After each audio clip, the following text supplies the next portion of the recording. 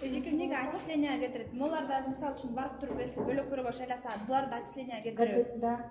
Почему? Если вплоть до Если вы учите юристтер кантип аны укугун тепширип атпайсыздар биздер? Кандай юрист чыгат анда юракадемиядан? Ошон үчүн айтып атпайбы?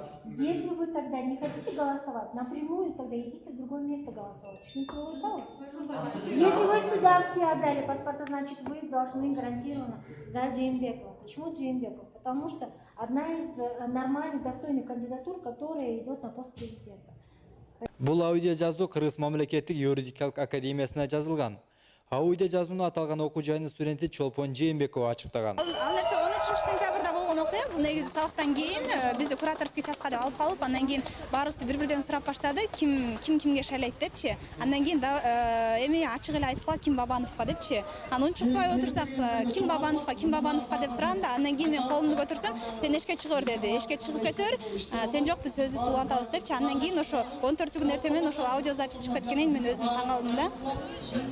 Ушунун натыйжасында бүгүн биз коркпойбуз аттуу флешмоб акциясы болуп өттү.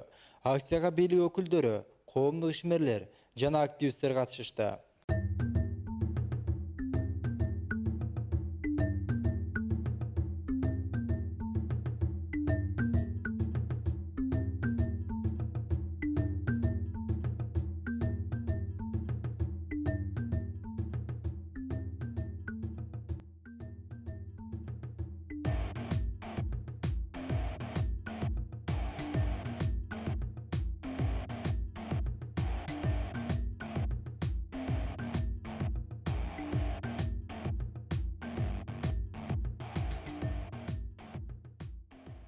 Мындай таза шайлоо өткөрөлү деген жакшы ниет менен келген студенттердин бир дагы студенттин бир тал чачы түшө турган болсо, биз ошону жоопкерчиликке тартабыз. Силерди биз өмүр бою керек болсо мына укугуңарды коргоп, силерге мындай ишенимдүү тирек болгонго даярбыз.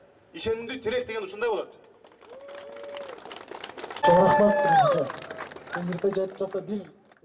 200-кө чукул чогулган флешмобдо сөз сүйлөгөндөр студенттерди коркпой, өз алдынча каалаган талапкерин шайлоого үндөп өтүштү. Азыркы учурда баарыбыз көрүп атабыз, ар кандай студенттерге кысым болуп атат. Ар кандай туура эмес түшүндүрүүлөр болуп атат. Силер коркпошуңар керек. Борбордук шайлоо комиссиясынын атынан мисалы, ошол эле шайлоо мыйзамын жакшы билген адам катары мен сизге айтарым.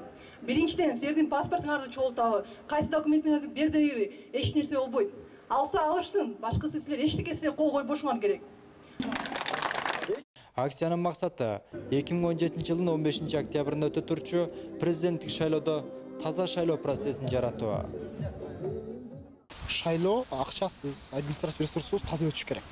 Себеп дегенде баягы акча менен сатып алып, жанагы ар кандай бир туура эмес көрүнүштөрдү көрдүк. Ага жол бере берсек, анда эмне айырмасы бар административ ресурс менен финансылык ресурстунчу. Ошон үчүн ага да жол бербеш керекпиз биз. Ошол шайлоодо жабылып болгон шайлоодо административ